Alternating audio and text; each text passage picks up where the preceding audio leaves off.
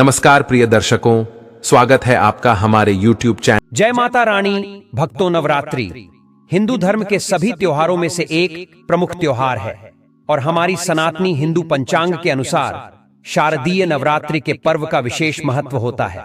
भक्तों, इसके बाद की 9 रातों में माता रानी के 9 स्वरूप शैलपुत्री, ब्रह्मचारिणी, चंद्रघंटा मां, कुष्मांडा, स्कंद माता, कात्यायनी, कालरात्रि, महागौरी और सिद्धिदात्री की विशेष पूजा श्रद्धा और उमंग के साथ की जाती है।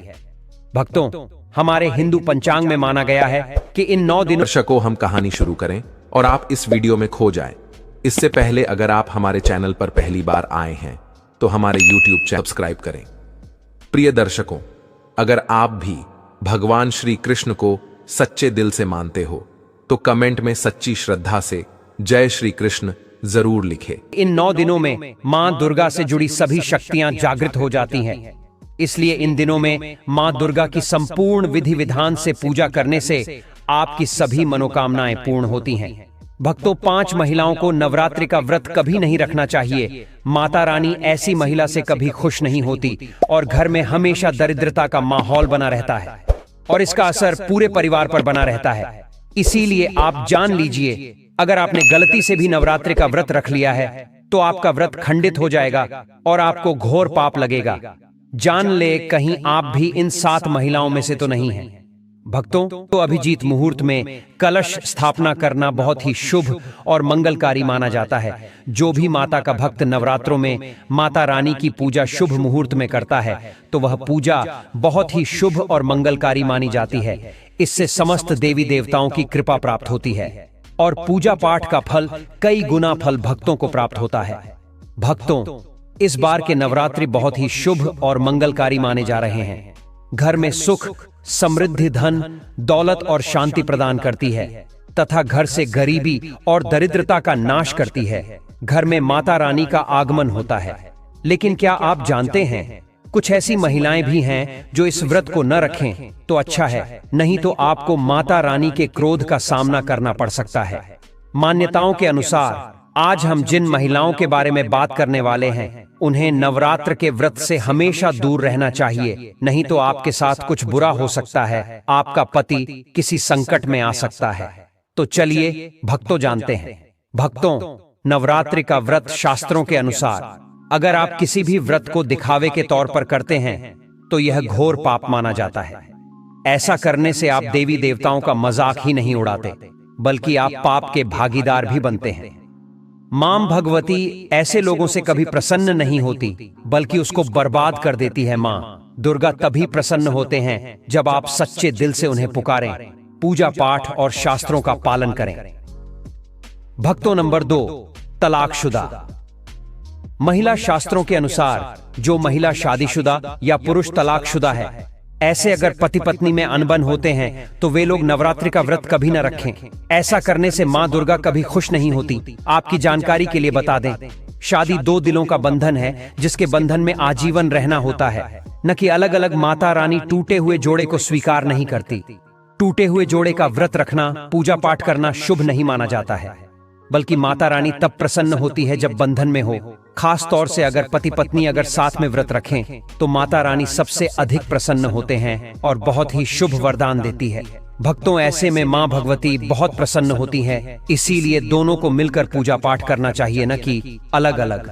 भक्तों, नंबर 3, चरित्रहीन महिलाओं को नवरात्रि का व्रत कभी नहीं रखना चाहिए और यह बात उन चरित्रहीन पुरुषों पर भी लागू होती है जो जगह जगह मुंह मारते रहते हैं। जब शरीर की पवित्रता व्यक्ति की खत्म हो जाती है तब वह मैल ही नहीं बल्कि पापी भी कहलाता है।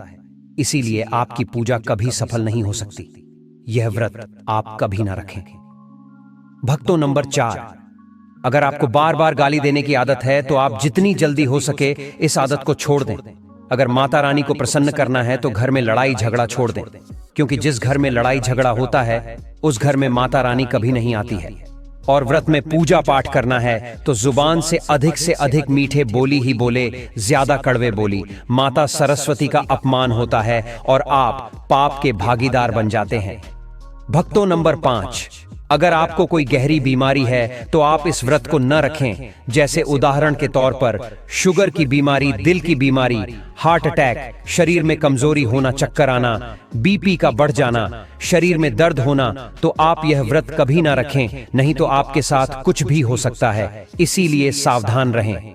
नंबर 6, मासिक धर्म में भूलकर भी व्रत नहीं रखें, क्योंकि मासिक धर्म में जो आपके वस्त्र होते हैं वह मैल हो जाते हैं, इसलिए पूजा पाठ नहीं करना चाहिए। नंबर 7, जो महिलाएं अपने पति का अपमान करती वे व्रत न ही रखें तो अच्छा है, क्योंकि ऐसी महिलाएं का पूजा मां दुर्गा कभी स्वीकार नहीं करती, बल्कि घोर पाप लगता है।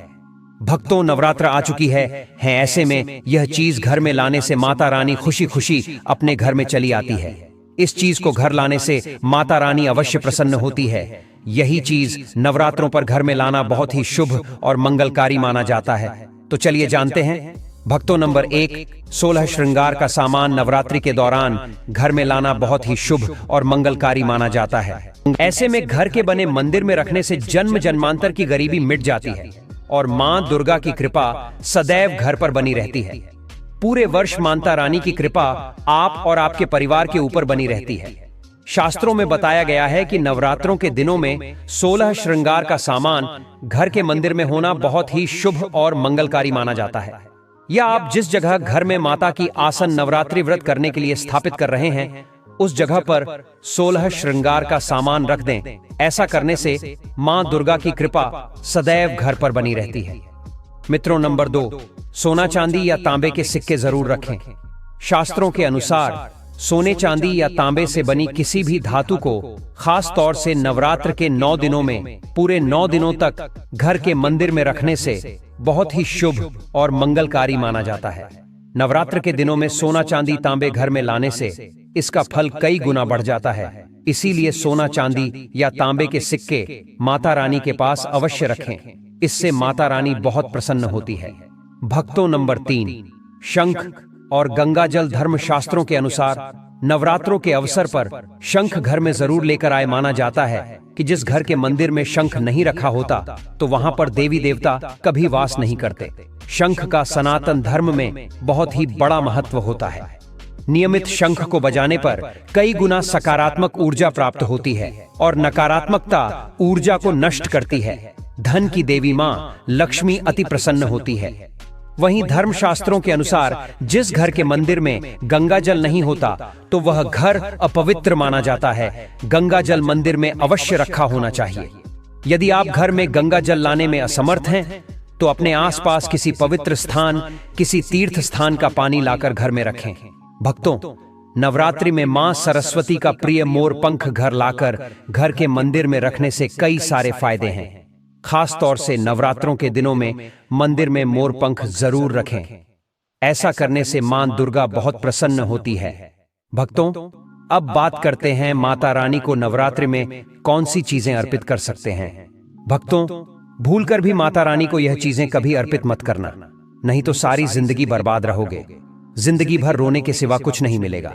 भक्तों, नंबर 1, नारियल। हिंदू धर्म में नारियल को सुख, समृद्धि, धन, श्रद्धा और सम्मान का सूचक माना जाता है। नारियल को श्रीफल भी कहा जाता है। नारियल का हर मांगलिक कार्य में विशेष महत्व होता है। जैसे कि हम सभी जानते हैं कि माता रानी के कई मंदिरों में नारियल से बलि भी दी जाती है और माता रानी के पूजन में नारियल का इस्तेमाल हम सभी करते हैं।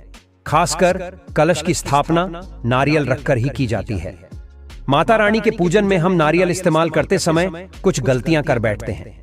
भक्तों, नारियल कई प्रकार के होते हैं। एक एक जटा वाला, दूसरा सूखा जिसके अंदर पानी होता है। जिस नारियल के अंदर पानी होता है माता रानी के पूजन में सदैव पानी वाला और जटा वाला नारियल ही अर्पित करें। कलश स्थापन में साबुत नारियल होना चाहिए।